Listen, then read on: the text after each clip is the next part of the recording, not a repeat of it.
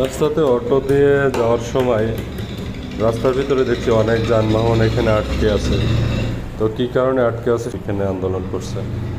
তো কী কারণে আন্দোলন করছে একটু দেখার জন্য আরও সামনে গেলাম, কারণ এই রাস্তা দিয়ে যাওয়া লাগবে, হাইটে যেতে হলেও যাওয়া লাগবে, এই রাস্তা হয়ে আমার যাওয়া লাগবে। তাই সামনের দিকে এগিয়ে গেলাম।